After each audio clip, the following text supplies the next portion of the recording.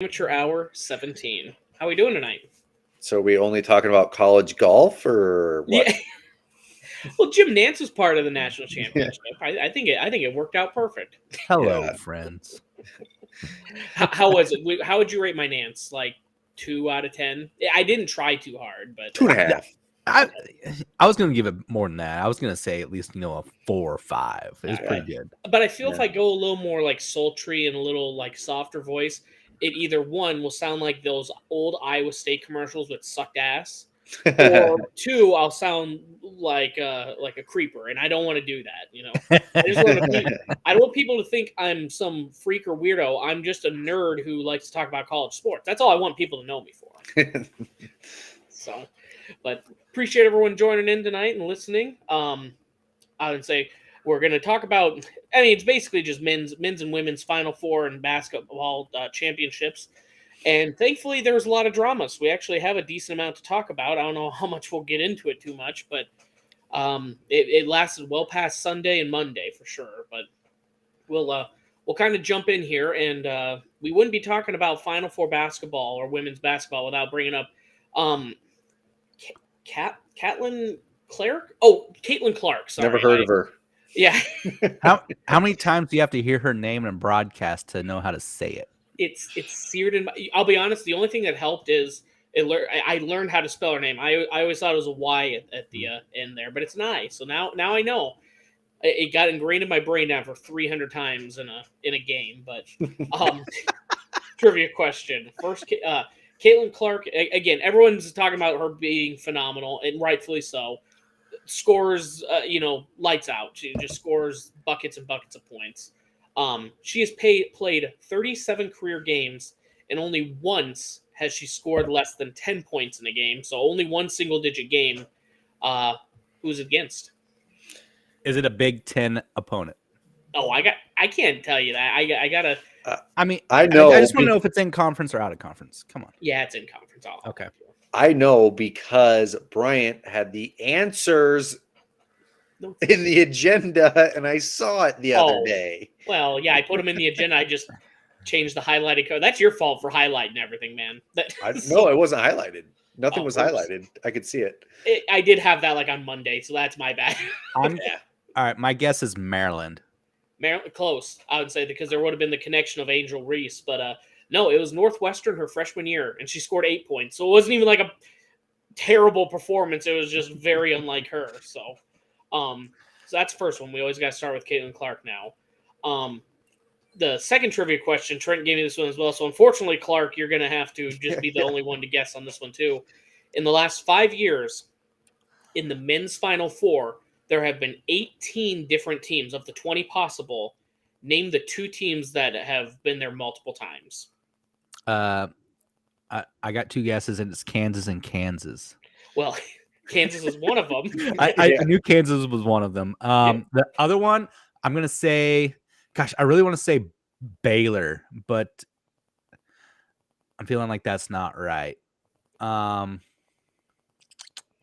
Baylor's a good guess, but that is incorrect. I'll give you another good guess. Not a Big 12 team. Well, my next guess is actually Virginia. Non-Power 5.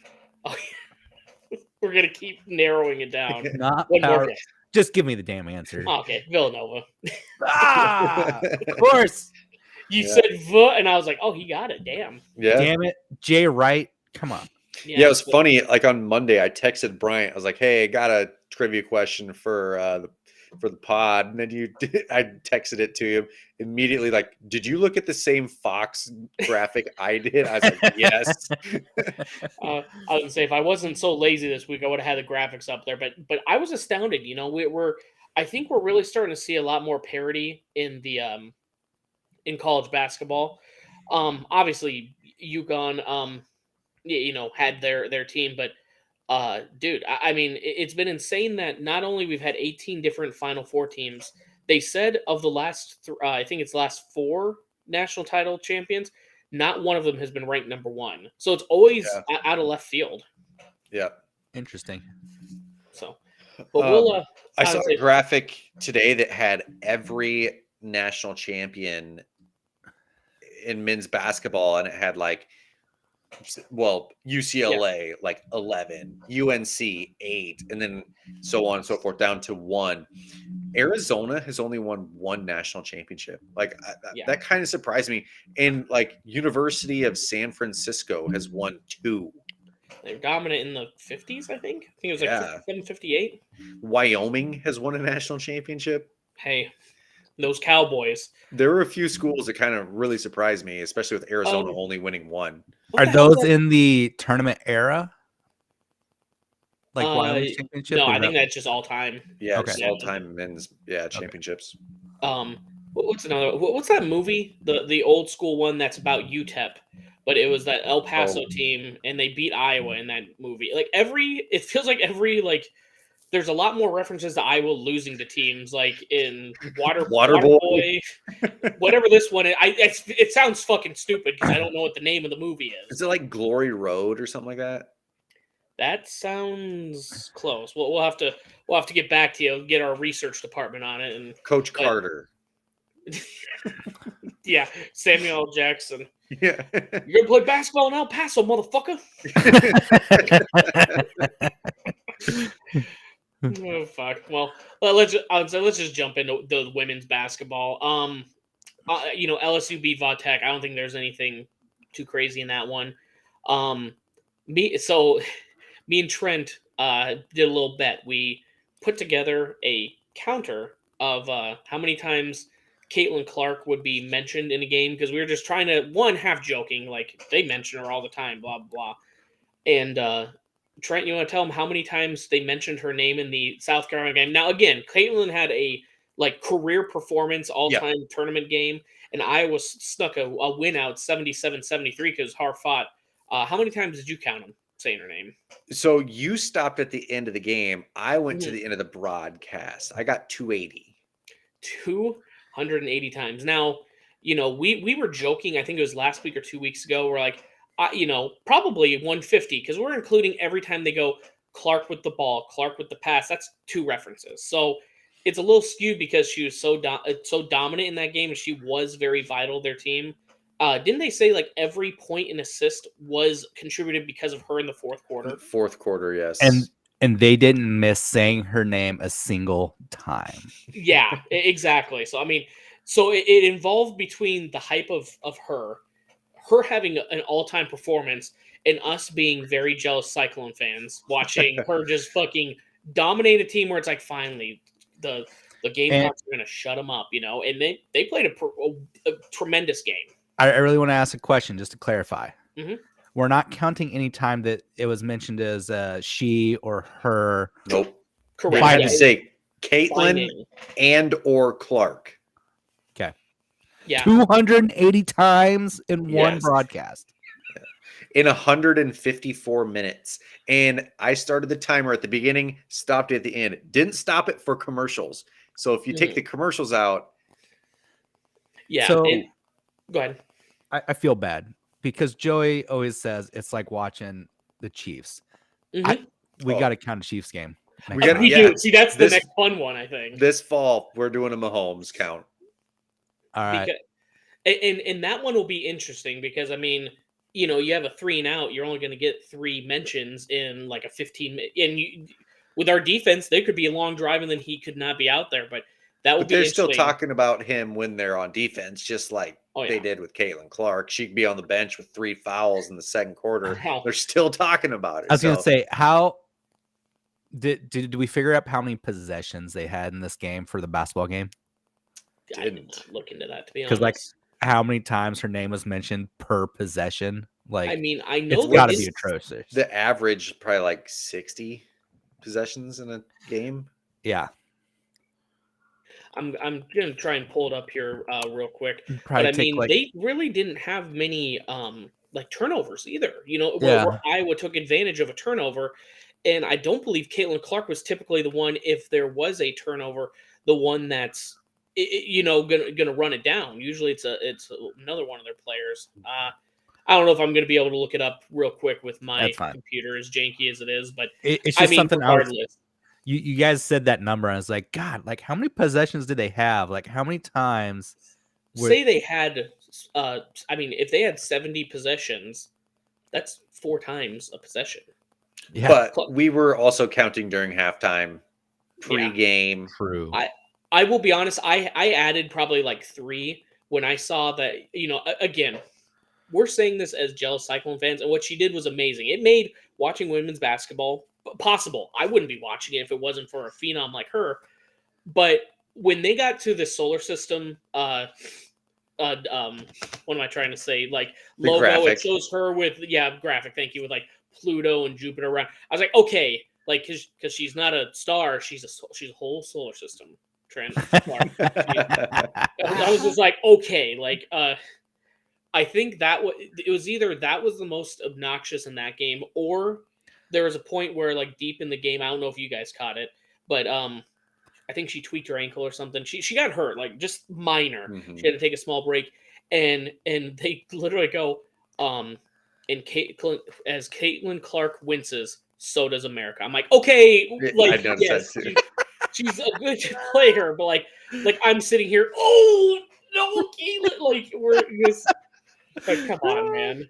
Like Now, go ahead. I got a question for you. You know, I think a lot of people who don't normally follow women's college basketball Mhm. watch the national championship because of her Yeah. and because of the Hawkeyes. I will 100% sit here with Iowa State on my chest saying that that's the reason I watched it. Well, I'm gonna say this as with LSU on my shirt Now, that it was because of Caitlin Clark too. yeah, and if let's say South Carolina beats Iowa on Friday night, who's watching the national championship?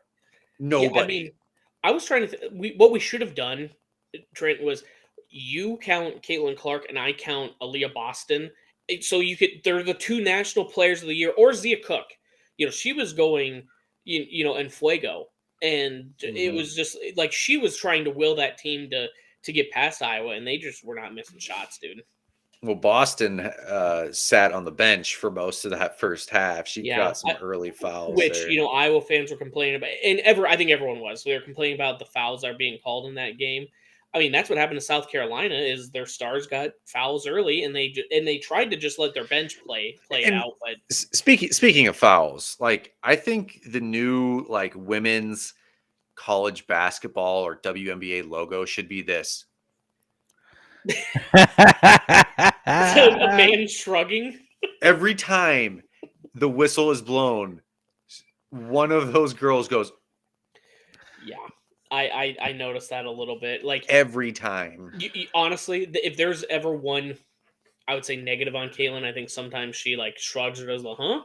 Like all the time. But so does Mahomes. When you're the star, you're always going, I'm playing perfect. I don't get where I'm getting penalized here, but if that's the one thing against you, I'm not gonna get mad at her because ESPN's riding her knob so hard. I'm not saying it's her. I'm saying it was Everyone? everyone. Yeah. Especially like the South Carolina girls were awful at it. If you go back and watch that game, every time there's a foul called, they do it. Are you talking about like the the big like center or forward is who you're talking about, right? Like she had plenty of like every one of them. So, but for just as many cringe moments like that, though, we do have the badass kind of when waving the 3-pointer off. She's like, "No, go ahead and shoot." And do you know how bad you have to be, Trent? If I don't care if I'm playing basketball against her, if someone's leaving me that wide open and they say I'm going to refuse it, I just have to chuck it up at that point. Like you can't, and she did. She passed it away. Yeah, but late in the game though, she hit 3 of them. Yeah, so she made her finally pay, but it was just like in that moment, no one remembers the 3, 3 threes. Everyone remembers her getting waved off from 10 feet away, and then she goes, and then passes it. I saw a graphic that was a shot of how far Caitlin Clark was away from her, and it says if you're a guard in a D1 program and you're not shooting this shot, you don't deserve to be a D1 guard. Yeah, I mean, but again, that's just situational awareness. If someone's not hitting threes, and they really weren't all night. They I think what was it? They shot 20% from 3. I have here. I mean, they were shooting god awful. So it's like, yeah, it was one of those. We'll just set ourselves up for the rebound. We're Yeah. not going to give you the easy inside points. They just crowded the paint and excuse me.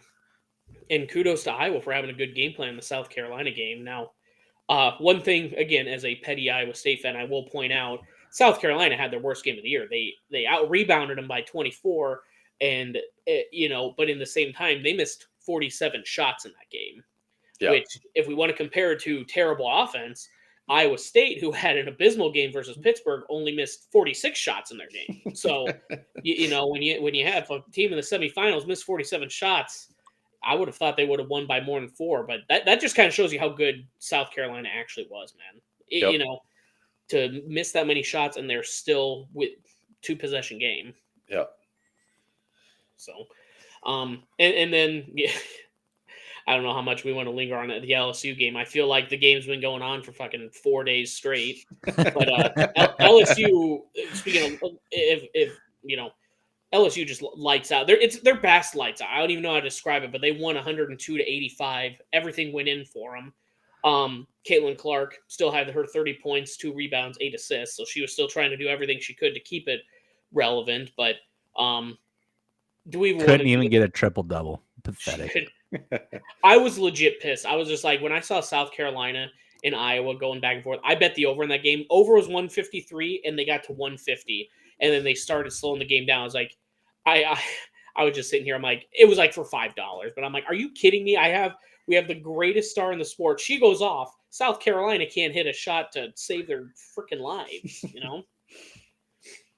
But do we want to get into the class versus classless thing? I think it's pretty worn out, and I think it's been established that there are very different circumstances in how one player did it versus another. Yeah, I mean, I feel like that's kind of beating a dead horse right now. Chase you down. Clark's like, I got my ring. Hang on, Trent. I'm gonna come find you. Yeah. Just the way both players did it was a little bit different. Yeah, is what I'll say. Yes and no. Yes and no. Yeah. And let's be honest, kind of douchey on both sides, but but it's like, what the good example I thought of was in Clark. You'll remember this to a T. The Bucks Super Bowl. Tyreek all fucking year burns all these DBs and peace sign, see ya fuckers. And then what happens in the Super Bowl? We get an interception, and guess what? What I think Antonio Winfield, right? He throws up the deuces, scores a touchdown. It's like, well, you got to expect that's going to happen, dude. And the same thing with Caitlin. You throw you can't see me. They're going to do the same thing. But to be honest, the other thing is like with John Cena, I've never seen him not see me that long. She not seen me for like 24 seconds straight. She was just, I'm getting a little dizzy just doing it myself, and I'm sitting down, So, the one I probably would interested. How weird was it that Joe Biden invited him to the White House, even after they lost? Jill did. Yeah, Dr. Jill. I'm sorry. Oh, sorry, Dr. Jill. She didn't go to. We live in the school for 8 years to generation. We live in the generation of participation trophies, so that's theirs. I'm legit surprised they didn't just invite Caitlin. Like, I get the gesture, but it's like I mean, because they got don't they have some like humanitarian awards? I'm surprised they didn't give her some kind of like BS title to just invite her. That's who they want to see. Let's be real honest. It's not too late to give her a Congressional Medal of Honor. Let's not.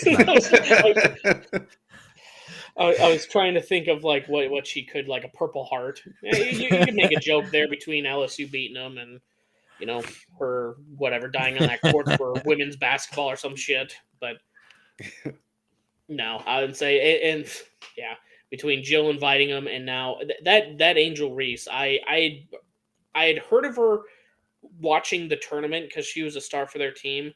But boy, she's taken this 15 minutes wherever all eyes are on her, and she's anything that's said, she's gonna say it louder, or whatever she thinks. I think with the Jill Biden thing, she's not going to the White House now, and she said we'll go to the Obamas. Do ex presidents invite championship athletes to their houses? I don't think so. Do you think Bill has invited any volleyball or basketball players to his place back in the day? Probably a yes. lot. Yeah, I would say so. What sport did Monica play? Seems like a rugby type of gal, you know? Field hockey. Yeah, women's hockey or field hockey. That's got to be for sure when she was a defender or some shit. So, but the thing I'm wondering because again all these eyes and all these kind of comments, I think it kind of brings it down. But do you think the lingering attention after the season, it wasn't just over once the confetti flew down? Does bringing all this attention and kind of building this rivalry between LSU being quote unquote the bad guys because Caitlin Clark was the good story? Do you think Yeah. that builds the women's basketball by having a villain with Kim Mulkey too? Kim Mulkey in this team, that again they played balls out, and I think it's only, I think it was Kim Mulkey or their school's first title, but everyone's just mad because they either don't like Kim because of her past and Baylor dominating the Big 12 for a couple decades, and all these Angel comments. Well, I think they don't like Kim Mulkey because I'm not on PETA's side a lot or ever until now. How many flamingos died, Kim? How many tigers died?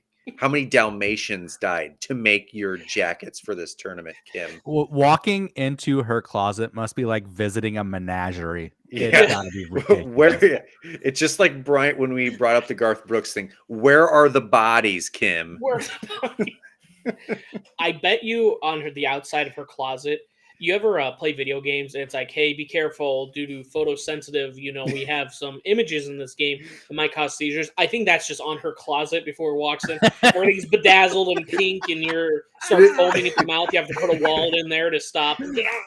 Isn't there like a scene in Ace Ventura when he goes to the guys, like the trophy hunters guy's house, and like opens it and it's like his trophy room and there's just like, and he's just like zoomed in and like, what a lovely home. Yeah. Oh my god, that is a perfect comparison. Dude, that's it. Oh my god. But no, I would say I think that was, as much as I somewhat state pride and everyone being in somewhat of a better mood, I think this helps build women's basketball. Now everyone's going to tune in. Now it's Caitlin's revenge tour next year. Now they're going to all be tuning in to what, or everyone that loved LSU this year. Now they're going to be tuning in to watch them because, hey, they're the badasses that took them down. And it wasn't even close. They took down the all-star in the sport. Yeah, I think it will bring attention to women's college basketball next year. I really do. Because like they said, ESPN said that Iowa game on Friday, like the ratings outnumbered every NBA game that ESPN put on this whole year. Yep. I believe it. So yeah, I think that it will bring attention to women's college basketball this coming season. I heard Iowa, I think they had to stop taking season ticket requests because they have to figure out how to filter to get everyone in. So that's huge for their program, dude. Yep. I would say because they're always going to sell out the football games. I think they do. I think kind of below average, but they probably do fine in men's basketball.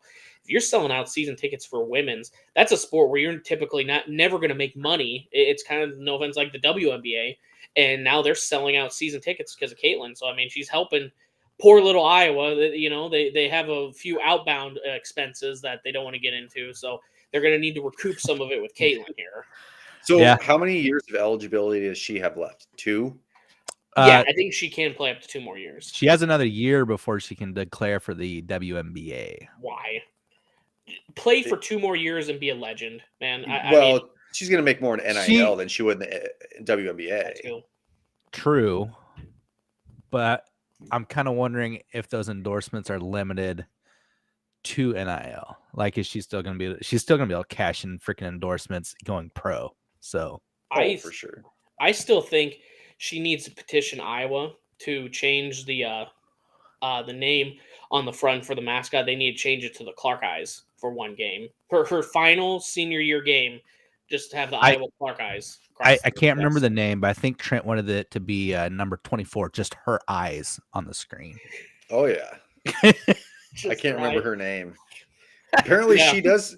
Apparently, she does have, according to Joey, has an NIL deal with Ray Gun and got a shirt already. So, No, I would because there's no limit to the NIL. I mean, look at Livy. Speaking of LSU, Livy for LSU, she's got one of the biggest social media presences, and she's like when NIL started, she was the number one until football started coming around. And those deals started racking up. But I mean, you know, you're seeing that these women can, you know, if you're proven to be a star, it's not.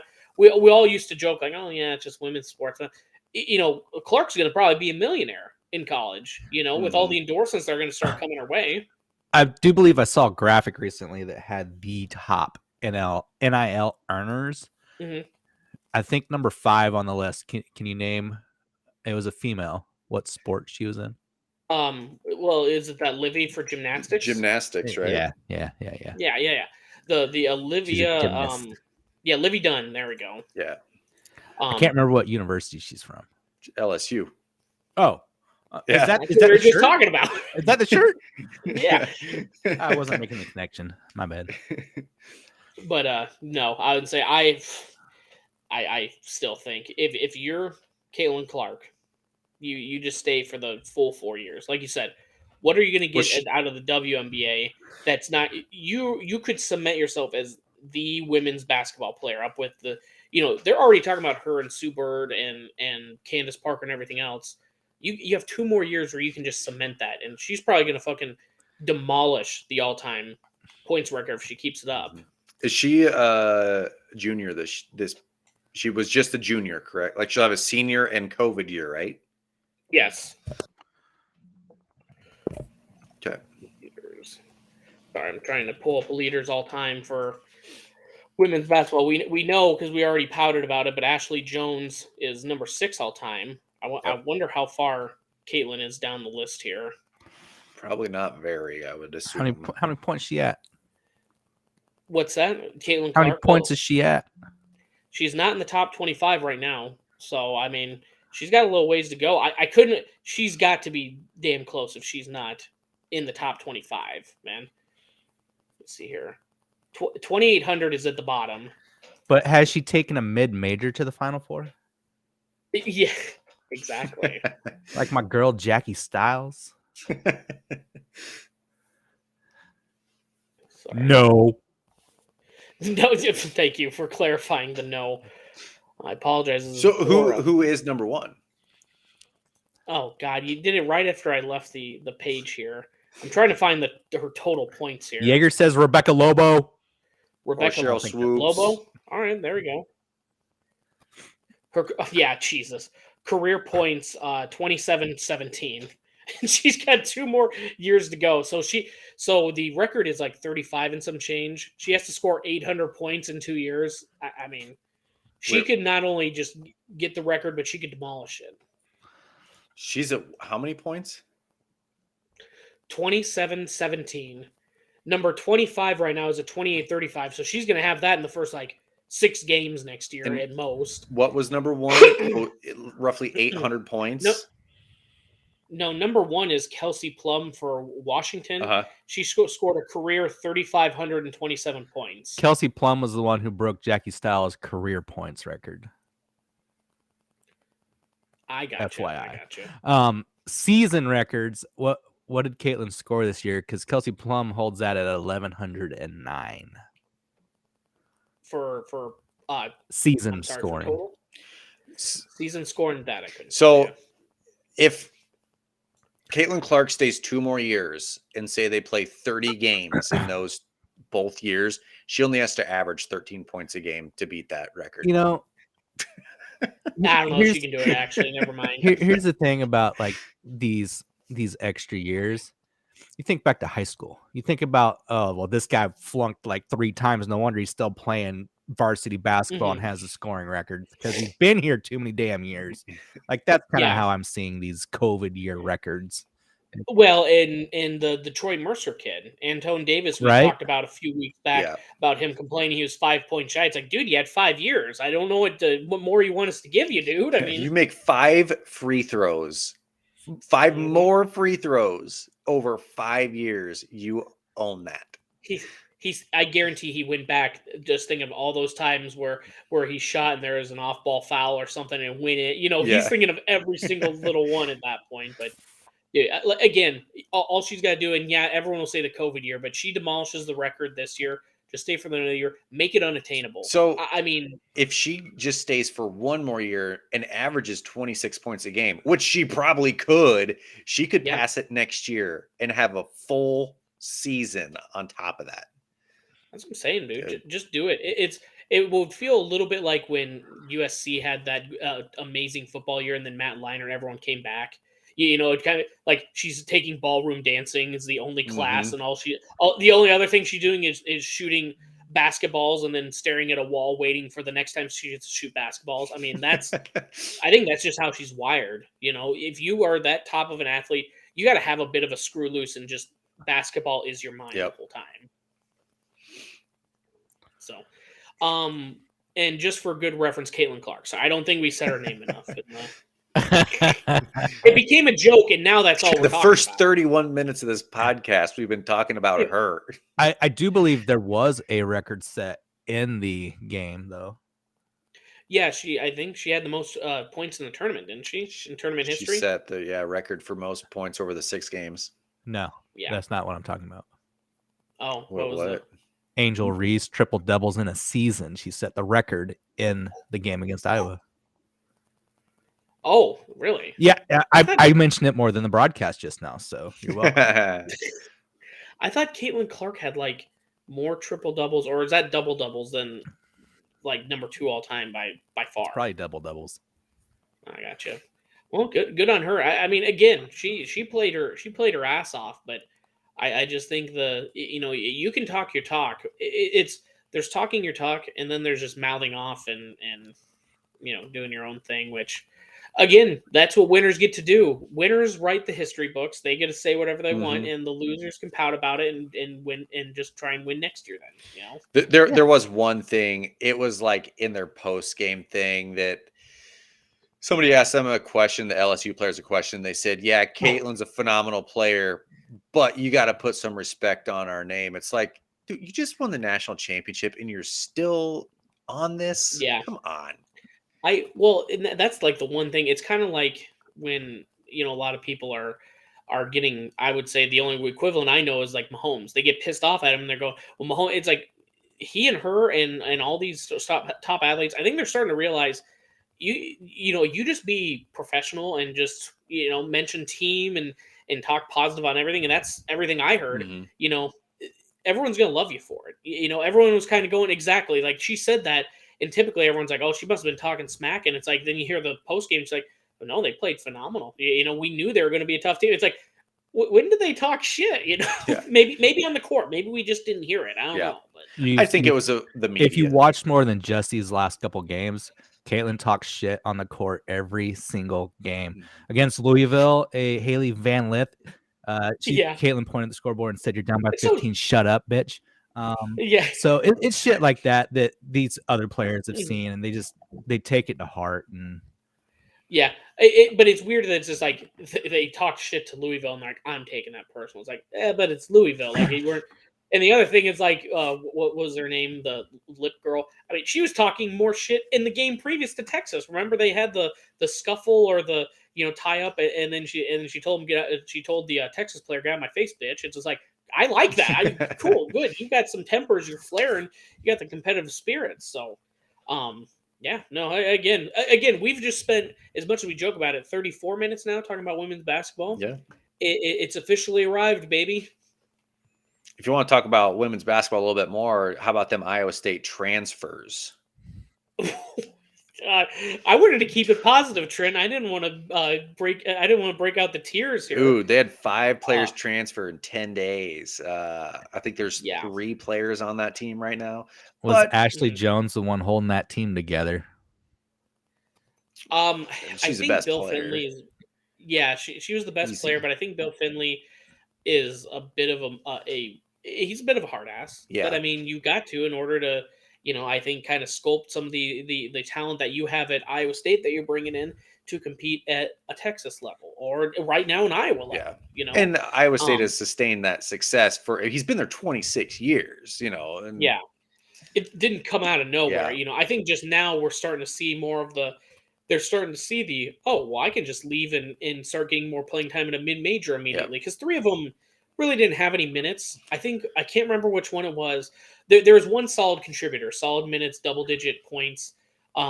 Trent, if you could get the names, because I don't have them in front of me, but Lexi Donarski's one.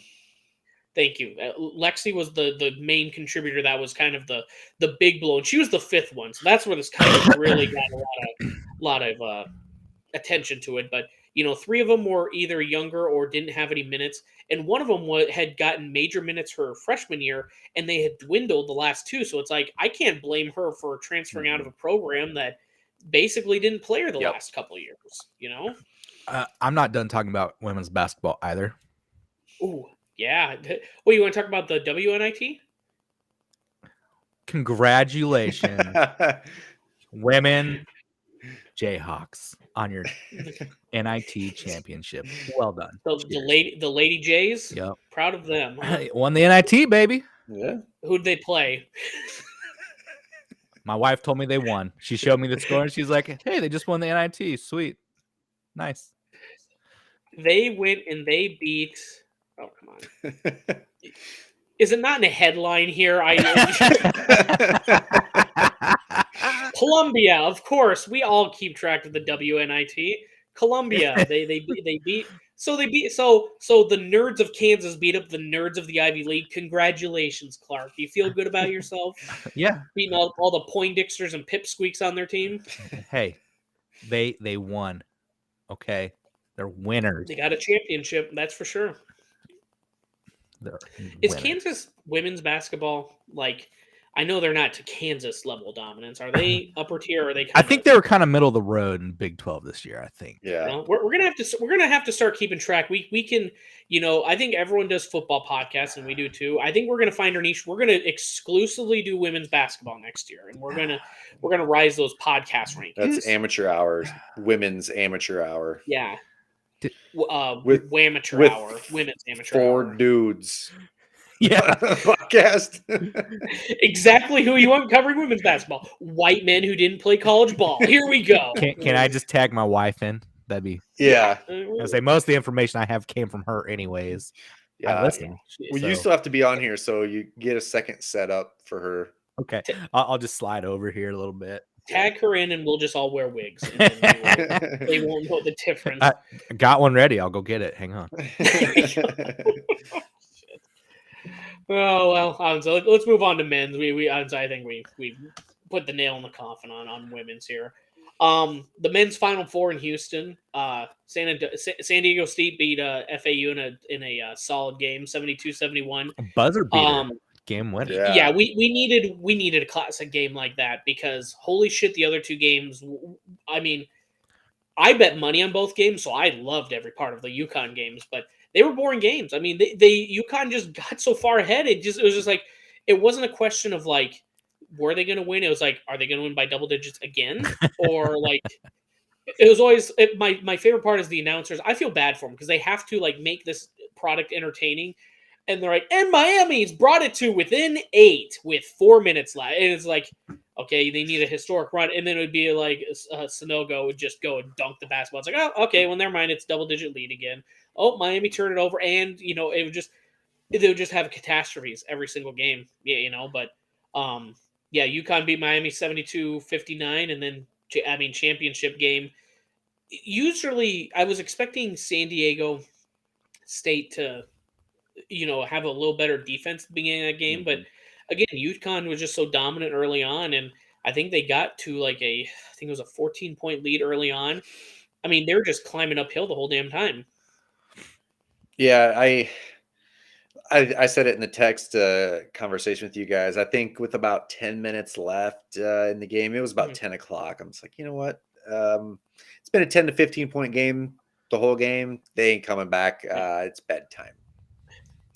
Well, shit. What the game started at 8? 8:20. Oh my god. Yeah, I didn't even try to watch it. Like, we're complaining about it. Imagine being on the East Coast and every single freaking game. Hey, 9:30 at night, you ready to start your championship game? Yeah. And imagine being a gambler on the East Coast. God, you have to watch that game, to make sure that they covered I think it was a 7-point spread with ease. But, when they got it down to 8 within 4 minutes, I was sweating a little bit. I put up 5 units on that game. I had to. By units, you And mean like bands, right? You put 5 bands on it. Stacks. Yeah. Five Abe Lincolns on that whole game. But I had this spread. So, I mean, I won a cool $24, and I usually bet $5. So that was like, I felt like Scrooge McDuck. I was just going to start throwing Lincolns all over my living room, Bryant dives into his pile of gold in his safe. Like the GIF. I mean, if I would have bought Doge with my winnings, and then I would have sold after Elon made Doge like the logo for a day or on Twitter or some shit. Golly, I would be in the tens of dozens of dollars right now. It'd be insane. He'd be laying on a stack of cash down in a storage unit right now. Yep. Yeah, no, it's like Huel. Yep. If you got to keep the bugs off it, I'd look like White Huel on there. I would say that if there's one bet, going back to women's basketball for one small detail, I would just had this weird feeling. I was like, I should just put money on Iowa because it's the emotional investment we've talked about. Either Iowa's going to win and I'm going to make 5 times my money on this game, or they lose and then I'd kind of be happy as a jealous Iowa State fan. Like that was the win-win there, and I couldn't get over betting on Caitlin Clark. I wanted to be a crybaby pee pants about it, Sounds fair. So, but UConn again, they've won every single game by double digits, dominant tournament here. 5th title since 1999. 3 different coaches at the helm. Clark, real quick, who are the 3 coaches? Or Trent, either one can answer. Go Trent. I'm terrible name. Is his name Jim Calhoun? Yep. He won.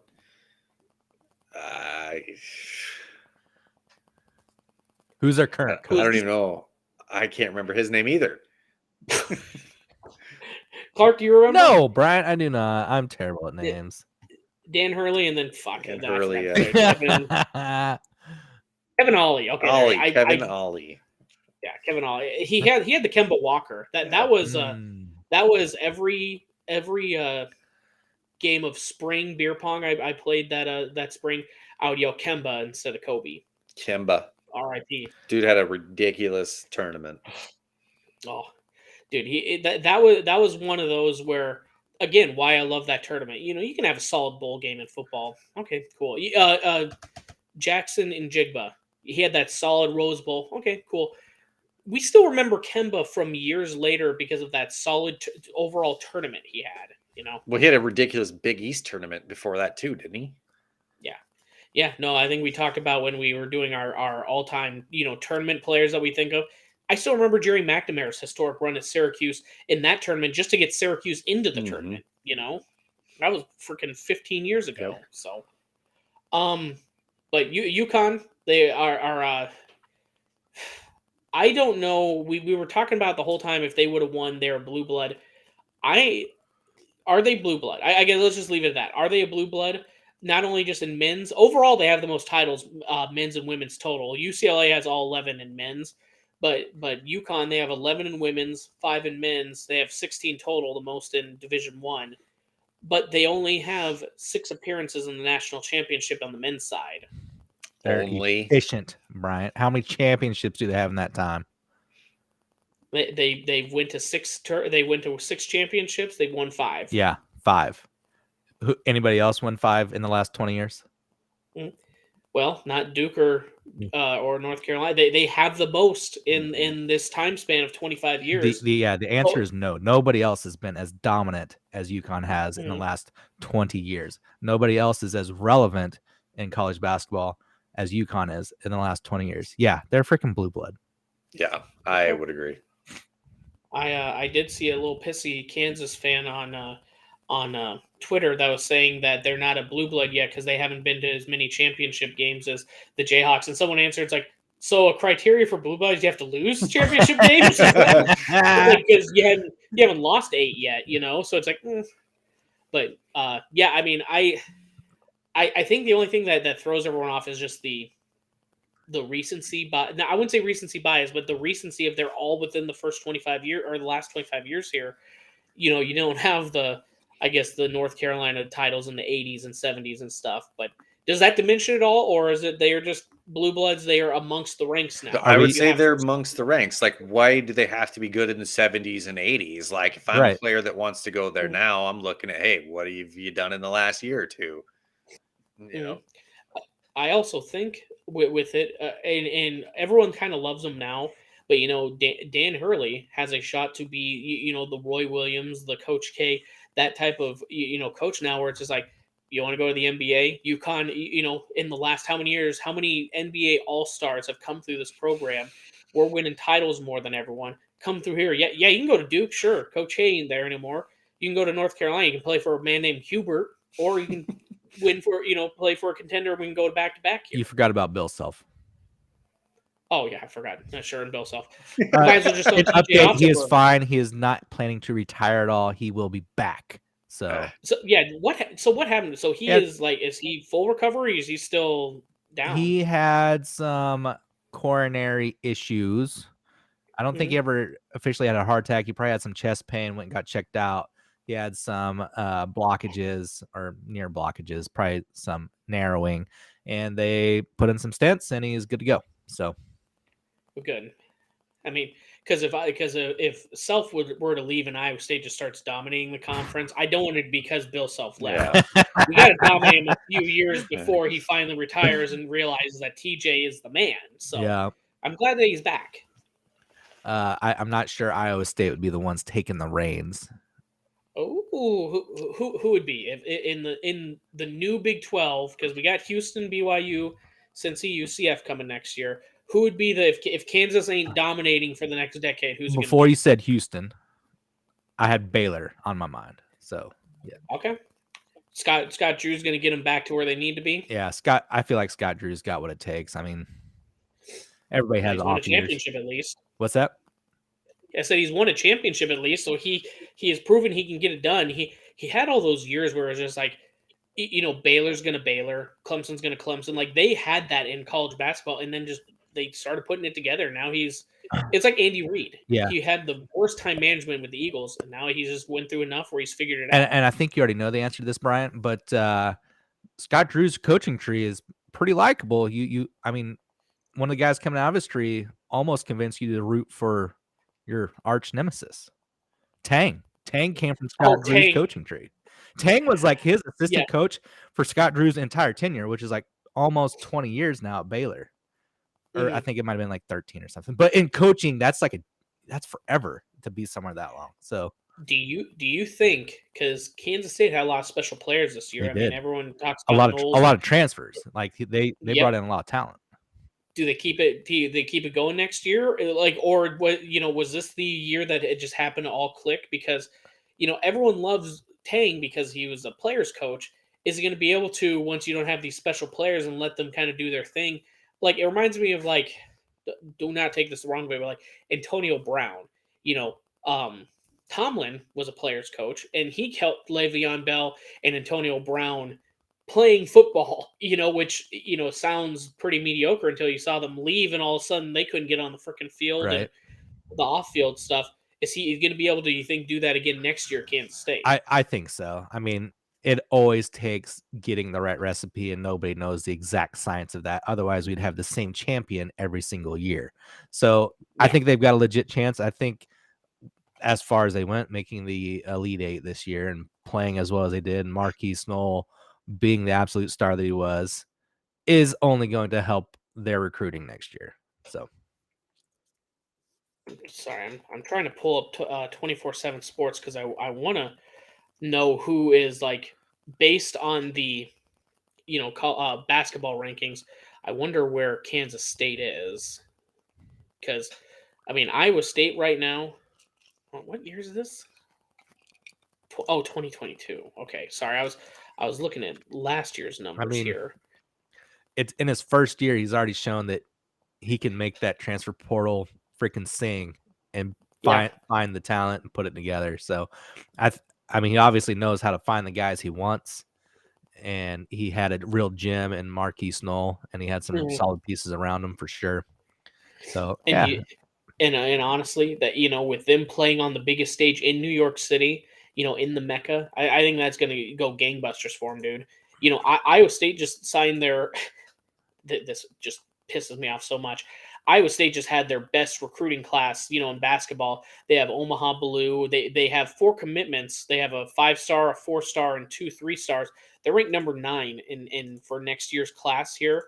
Kansas is just number 5 with not even remotely close to their top class. yeah, Just it's absurd. I mean, but that's what it takes to stay relevant. Is you always mhm, have to have the having new that year faces after coming in. year success. Yeah, But because I mean, they're going to turn over their lineup again this year. I think at least 2 or 3. I think maybe 3 or 4 guys have already said they're going to the NBA. So yeah.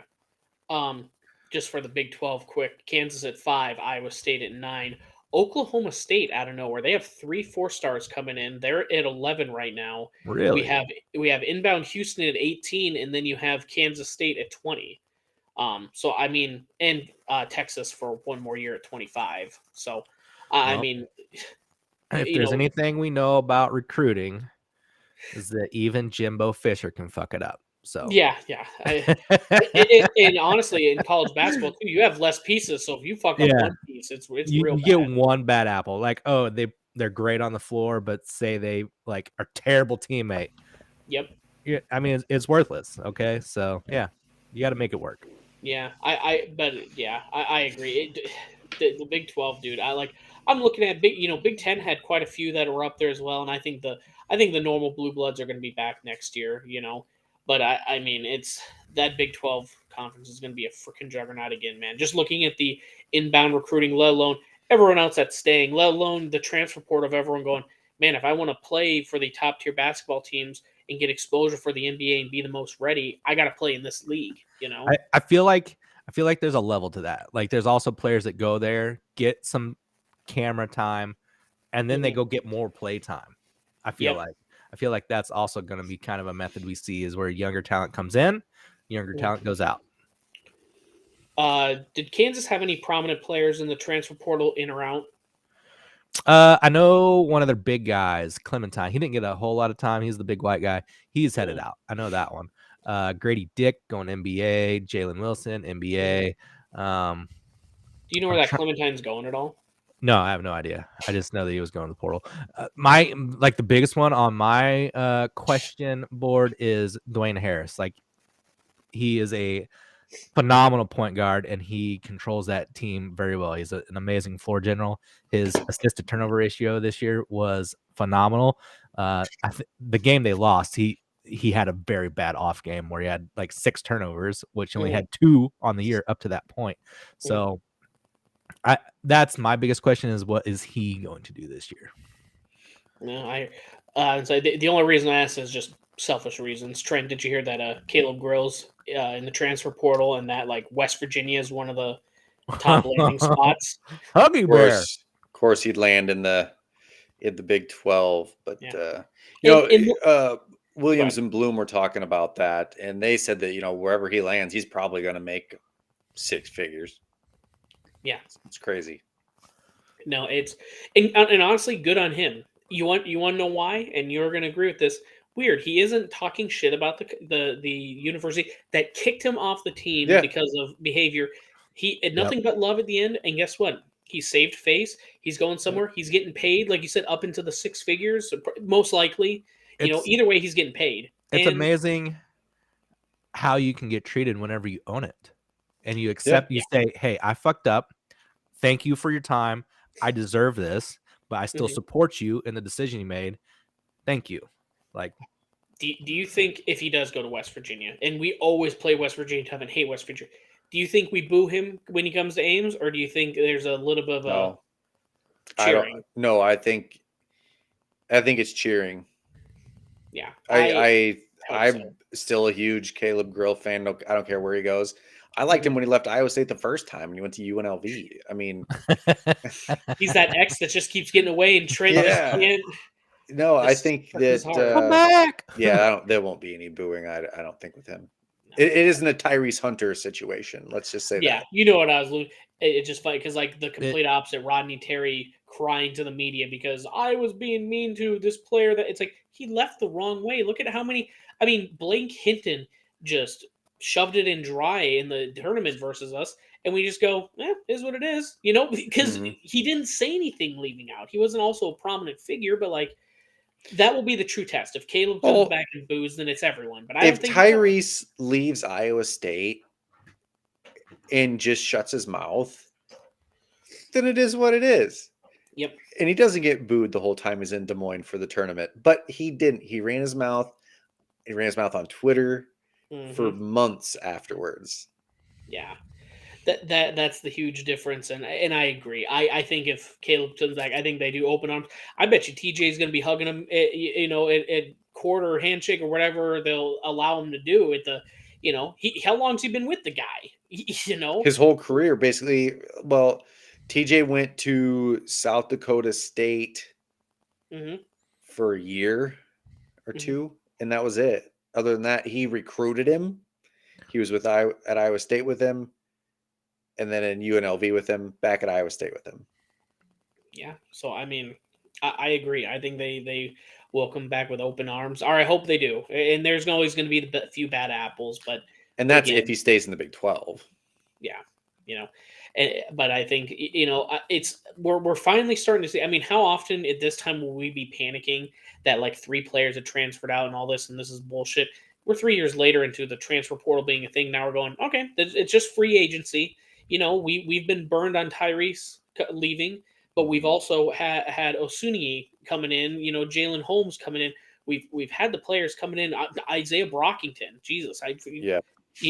we've benefited from it too. It's just a new era. It's just interesting seeing how it's basically who can kind of buy their players on AL and who can recruit to win. Yeah, and we really haven't had any this year, luckily, any of the like underclassmen, like say Taman Lipsey, who started as a freshman at point guard, like, he's staying as far as we know, like he hasn't declared or hasn't hit the transfer portal, anything like that. So it's Yeah. good that we're retaining players right now too. I know as much as people complain about him, Robert Jones is coming back. Dude, I hate mean- that slander. Like, no offense. We all know he's not the best basketball player, but you're gonna have Omaha, you're gonna have Milan, you're gonna have all these players. You need that type of leadership for a guy to just kind of give you minutes. He's a big body, he can rebound, he's athletic. It's like, there's some real dumb plays he does, but I mean, I was happy to hear him return, dude. Dude plays with energy. I think he will kind of thrive with those younger, very talented players in the system next year. Yeah, It's crazy to think next year at this time we will be doing amateur hour number 57 talking about Iowa State's national championship in basketball. I love the enthusiasm, and I agree. That's exactly what's going to happen. Clark's going to be crying because he's not going to be crying because the Jayhawk women are going to two-peat. They're going to win the NIT again, the WNIT. But no, who knows? The men might win the NIT. Yeah. Clark, if Kansas wouldn't make the tournament for some God knows reason, they get invited to the NIT. Do they go or do they reject it like North Carolina? I think they'd go. You think they'd go? Bill Self would be above we're going to get these reps in. I respect that. Yeah. I think he'd go. I think as well. I think it's just a certain level. I'm trying to even think like Notre Dame would have to go to like, do you want to go to the First Responders Bowl versus Central Michigan? I think they would turn that down. Like you have to be a certain pedigree. There we go. Pedigree of school, and it has to be like the lower, like the CBI of a bowl game in order to do that. I'm trying to even think. In football, like, Clemson was like 2 years removed from a national championship, and they played Iowa State in the Cheez-It Bowl last year. Oh, the Cheez-It Bowl's prestigious, Trent, and you know it. Okay. Remember Prince Jesus or whatever the fuck his name was? the coin flip. God, I'm sorry. Like you bring that up, and now I'm just angry because all I'm thinking is as much as we loved Brock Purdy last year, I think of his stupid fucking play of the volley to like he threw an interception, it bounced off someone, he volleyed it to a defensive player, and it was a pick six at that point. That's the only thing I think of that Cheez-It game. Yep, that was pretty awful. Oh, why'd you bring that up, Trent? Well, we're gonna, let's end on that bad note. Actually, we're just that'll be a funny enough end here, and I don't think we got much else basketball other than we'll probably do a couple I don't know, man. I'd say we don't really cover a lot of summer sports. We might just take a little break, or if we have new recruiting news or football stuff, we'll probably bring that up. Media days and stuff. But yeah, we'll keep you involved on our socials when we know more. But Trent Clark, when do you want to hit the socials quick? Hit her, Trent. You want me to do it? All right. Yeah, Well, follow us on Instagram, Twitter, and Twitch at Heartland Pulse, and Facebook and YouTube at Pulse of the Heartland. Yeah, make sure to get on that Twitch and send us all your bits that we're really blown up over there. So, all right. Appreciate you guys that tuned in. We'll catch you next week. Maybe. I guess I don't know. See ya.